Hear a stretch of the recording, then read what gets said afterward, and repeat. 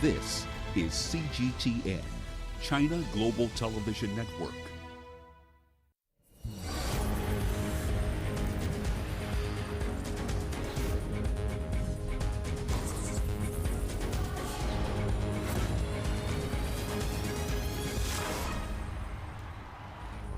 African athletes sparked to life at the Tokyo 2020 Olympics that close tomorrow in Japan in what was a golden week for the continent.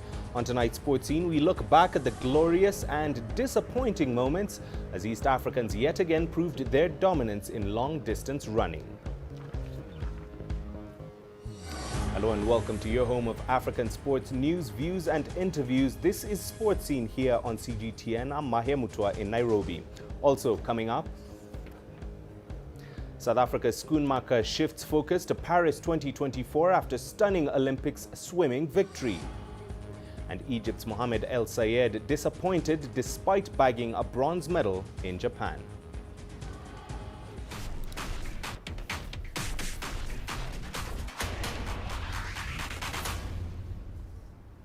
Welcome to the show. Now, Africans made a mark on the medal standings on the penultimate day of the Tokyo 2020 Games, although Olympic glory eluded them in Saturday's track and field program. Kenya's Timothy Cheruiyot took silver in the men's 1500 meters final behind Norwegian Jacob Ingebrigtsen, who won in an Olympics record of 3 minutes 28.32 seconds. World record holder Letesenbet Gide of Ethiopia ran out of steam in the final lap to be beaten to bronze in the women's 10,000 meters as Netherlands' Sifan Hassan won her second gold of Tokyo 2020 in 29 minutes 55.32 seconds. Botswana also scooped bronze in the men's 4x400 meters relay in 2 minutes 57.27 seconds behind the United States and the Netherlands. Today's race was good. I ran well. It was my first Olympics and I managed to get a silver medal. It was not that easy. I have had a few challenges, but I am happy for the medal that I got here today. I am so happy since not many people get a medal at the Olympics. I am grateful to be on the podium. The target was gold, but Jacob was strong in the last 100 meters. It was hard. I tried all I could, but it seemed it was not my day. I tried, but with 5 laps to go, I felt my body couldn't move. I told myself to keep on going, and I'm grateful for running my personal best. It's all about the race. There is winning and there is losing. Olympic champion and world record holder Eliud Kipchoge of Kenya will defend his crown in the final athletics event of Tokyo 2020 later tonight. Lawrence Cherono and Amos Kipruto complete the Kenyan lineup for the ultimate distance event as the country seeks a third Olympic men's marathon gold after the late Samuel Wanjiru and Kipchoge won the event at Beijing 2008 and Rio 2016 Games respectively. London 2012 champion Stephen Kiprotich of Uganda will have countrymen Felix Chemongesi and Fred Musobo for company. World champion Lelisa Desisa and London Marathon winner Shula Kitata of Ethiopia, as well as Tanzanian Alfred Simbu, who won bronze at the London 2017 World Championships, are other leading contenders for the top medal in the deep men's marathon field. Now, Kenya's phenomenal run of success in the Olympic men's 3,000 meter steeplechase came to an end when Morocco's Soufiane El Bakkali won gold on day 10 of the Tokyo 2020 Olympics. The 25-year-old clocked 8 minutes 8.90 seconds to beat Ethiopia's Lameka Girma and Kenya's Benjamin Kigen and win Morocco's first medal in Tokyo. CGTN's Adnan Shawashi brings us this report. Tunisian sprinter and military games champion Soufiane Labidi believes that Soufiane Bakkali's success in Tokyo is the result of several years of sacrifice and discipline. We thank Soufiane Bakkali for his great and historic achievement for Arabs and Africans. The 3,000-meter steeplechase is a very difficult discipline. It's dominated by Kenyan and Ethiopian athletes. Morocco also has traditions in the middle distance races. Moroccans are working hard.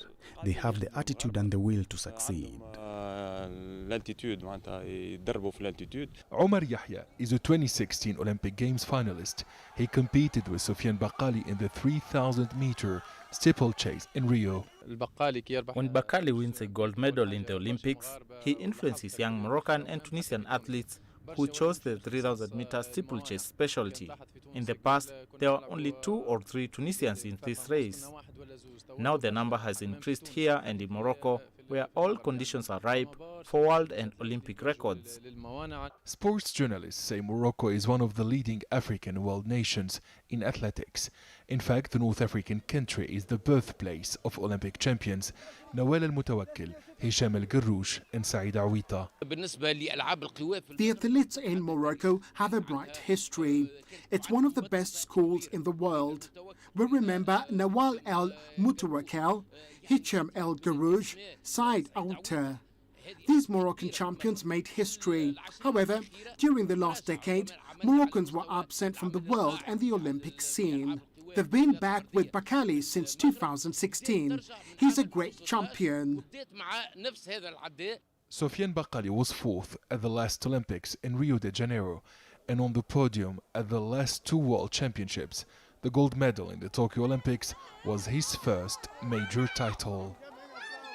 The 25-year-old Bakali has inspired tens of thousands of African athletes who dream of gold medals.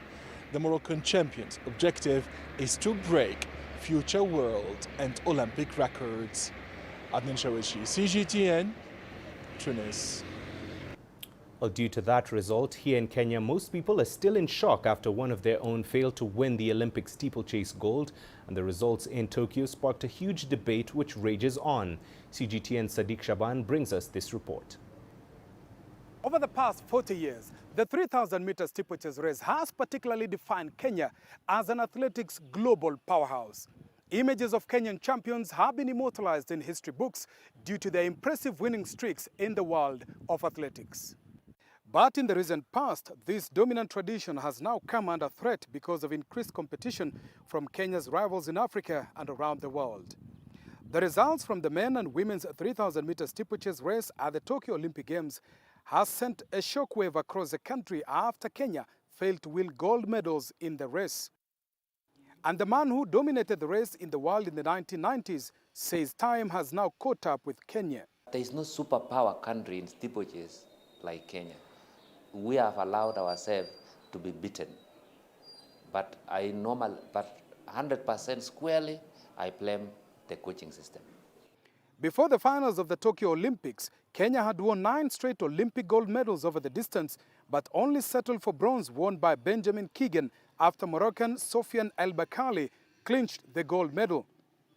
Ugandan Peruth Chemutai won the women's race with Kenya's world champion Havin Kiyeng settling for bronze. We had people who were revered as steeplechasers. We don't have such a steeplechaser now. We have steeplechasers now who are struggling a lot, and there's not much coming through in the steeplechase area. So I think it is a huge wake-up call for us. The poor performance has been blamed on a number of issues, including the current COVID-19 pandemic, as well as lack of proper sports infrastructure in Kenya for use by the athletes. Our preparation has not been adequate. It has not been real preparation that makes us to compete with other strong athletes. I wouldn't judge our future solely on Tokyo. I'd say Tokyo was, yes, a disappointment, and of course we're so used to the goals, but at the same time, the circumstances were certainly unusual. This year's Olympics has exposed Kenya's soft underbelly and the sense of prolonged comfort they seem to have enjoyed in this race, particularly in the world for generations. And with the number of back-to-back athletics events coming up in the world in the next 4 years, there will be a lot of conversation then about the performance of Kenyans at this year's Olympic Games in Tokyo, Japan. Sadiq Shaban, CGTN, in Kapsabet, Kenya. Well, let's get more insights into the ongoing games. CGTN Sadiq Shaban joins us live now from Eldoret, Kenya, for more on this topic. Sadiq, looking ahead then, what next for Kenya after Tokyo 2020 in the steeplechase? Mahia, retired Kenyan athletes have called on the National Athletics Federation and the National Olympic Committee of Kenya to urgently convene a stakeholders meeting to review and take lessons from what has happened at the Tokyo Olympic Games. Now we know that this was the first time since 1984 that Kenya has not won a gold medal in this event. So they are calling on National Federation to review what may have gone wrong going into this event, during this event, with a view to correcting or putting measures in place in order to avert, so to speak, another disaster going into the 2024 Olympics. And Sadiq, it has been a good week for Africa, an even better week for East Africa at the Tokyo Olympics. Can you tell us then what this means for this part of the world? Mahia, if you look at the medal table, the athletics medal table at the moment, you have two African teams in the top 10, Kenya and Uganda. And Uganda coming up as a surprise package in this competition, having, of course, their famous 3,000 meter steeplechase women's gold for the first time by Pero Chemutai.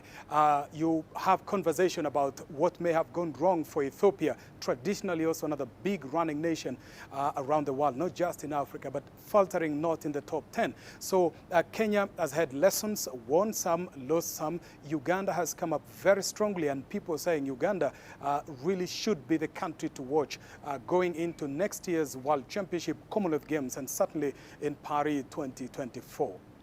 And we will look at the medal standings in just a moment. But just before we let you go, the Olympics do wrap up tomorrow. Just give us a quick view of the legacy of Tokyo 2020 then. Mahia, the track events are all now concluding.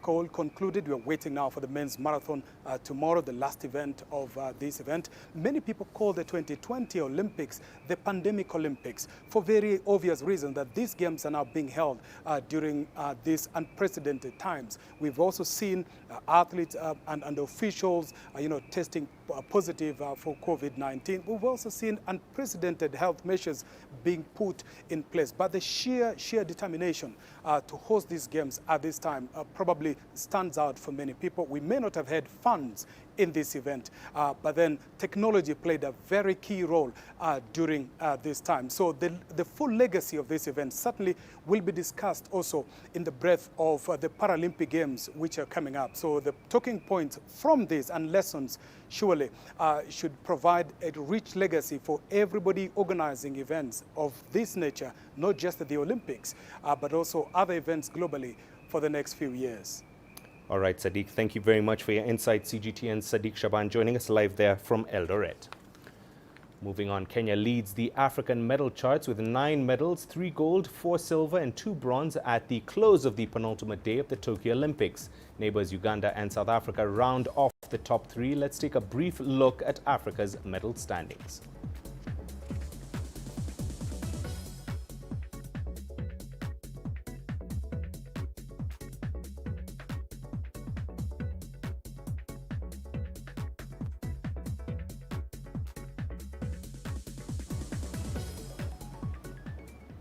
Well, it's time for us to take a short break. Here's what's coming up on the program.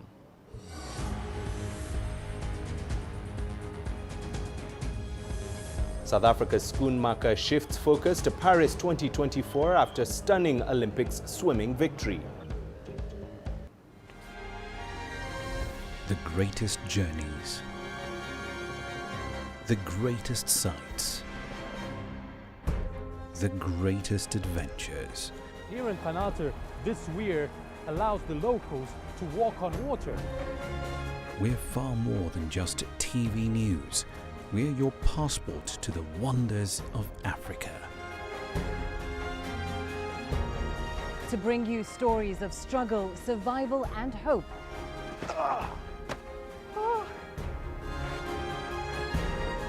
So let's explore.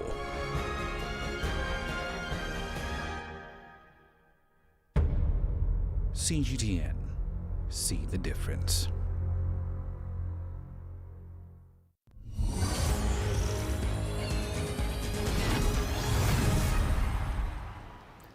Welcome back. Now, South Africa's Tatiana Schoonmaker arrived back in Johannesburg this week after her incredible efforts in the pool on debut in Tokyo, where the swimming sensation bagged gold and silver for her country. She was received by a large crowd who celebrated a historic moment for women swimming. CGTN CS Duplessis tells us more. Tatiana Schoenmaker is South Africa's new swimming golden girl. Her sensational silver in the 100 metres and stunning gold in the 200-metre breaststroke has lifted the spirits of a nation desperate for good news. And after obliterating the world 200-metre record, she has become a household name. Her parents, Renee and Renske, could hardly contain their joy when their golden girl arrived back. Every time we speak about it, we get emotional. So I think we're here, and you can see the support that she's got from all her teammates to welcome her back. For the person that she is and what she has done for the country and for herself and for everybody around us. And we are so proud of her. Schoenmaker's winning time of 2 minutes 18.95 seconds was always on the cards, according to her longtime coach and mentor Rocco Meiring, who now has the task to help the 24-year-old defend her title in 3 years' time. What's next for me is the fact that I need to find a way to make her faster. So I don't know yet how yet, but and the rest of the group, they all have expectations and are inspired by her performance and by Kayleen and by Pieter Kutsia. And I'm the lucky one that's got to try and deliver on those expectations. It was South Africa's first women's swimming gold for 25 years, but the celebrations will be short-lived as the Olympic champion shifts focus to the Commonwealth Games next year and the event in the French capital in 2024. I think it sunk in a little when you finally get to come home and actually celebrate it with the people you love. So, yeah, I think it might never sink in really, which might be good because it wouldn't. I think even just being at the Olympics was an amazing achievement for everyone, and I still feel like it hasn't sunk in for any of us. So it's over now, and now we have to focus for 2024. Almost 5 years ago, the arrivals hall here at OR Tambo was jam-packed. The country was celebrating Team South Africa, returning with a record equaling 10 medals, including 2 gold. This time round, the celebrations are a bit more subdued due to COVID restrictions, but there's still plenty to cheer as the new golden girl of sport returns with a precious swimming medal, one her country last celebrated 25 years ago. This is a new chapter for Tatiana Schoenmaker, world record breaker and Olympic champion. Sis du Plessis, CGTN, Johannesburg, South Africa. Let's head west now, where Nigeria's long wait for a medal at the ongoing Olympic Games ended after the West African nation picked up 2 medals in athletics and wrestling. A bronze medal in athletics is Nigeria's first at the Olympic Games in 13 years, but sports enthusiasts are not satisfied with the outing. Here is CGTN's Kelechi Emekalam with the details. Tokyo 2020 marks Nigeria's 17th appearance at the Olympic Games. The nation featured in about 10 sports, including athletics, combat and team sports. Expectations were high as the Nigerian contingent went into the Games, but as the competition nears its end, sports enthusiasts are left disappointed with the subpar performances recorded so far. It's not been a very cheering one. It's been very disturbing. We've had more embarrassing moments than would have loved to have more medal moments that Nigerians will celebrate, and our national anthem will be sung in Tokyo, but we'd rather have had more embarrassing and shameful moments in Tokyo. I didn't see us as a nation really prepared for this year because the flaws were just too much. I expected so much from athletics. Going back to the national trials this year, there were a lot of new records that came back home for us. Since making its Olympic debut in 1952, Nigeria only boasts of 3 gold medals. Well, so far, the West African nation has 2 medals from Tokyo 2020, a bronze and a silver from the women's long jump and wrestling, respectively. From athletes violating the World Athletics anti-doping rules to failing doping tests in the middle of the competition, sports experts are saying these series of man-made blunders could have been avoided. That is also an administrative failure on those who manage our sports, whether the Nigeria Olympic Committee, the Nigerian Sports Ministry, the Federation, Athletics Federation of Nigeria, that runs this sport is a failure on their side because it's an administrative thing. It's not about the athletes now. When you are preparing for a major champion, you should follow up on your athletes and know exactly what they are doing. Have they done what they are supposed to do? These rules by WADA, they are out there on their website, so it should be at your fingertips. Athletes on their own, they try to prove themselves to show people that this is what we can do if we have resources. All blame on the ministry because they did not do well for the athletes. Throughout this year, we just have 3 competitions only for an athlete preparing for the Olympics. The progress of Nigerian sports has been hampered by a barrage of technical issues. Funding is a recurring decimal. Poor preparation is a recurring decimal. Fire brigade approach is a recurring decimal. Athletes' welfare is a recurring decimal. And then, of course, not to forget the issue of facilities, sporting facilities or sporting infrastructure. We also need to work on that. And then sports science. Despite a vibrant youth population, grassroots sports have remained underdeveloped. Sports enthusiasts say it's about time Nigeria concentrates on building on its grassroots sports, developing infrastructure, and focusing on advancing sports where the nation has a competitive edge. Kelechi Emekalam, CGTN Abuja, Nigeria.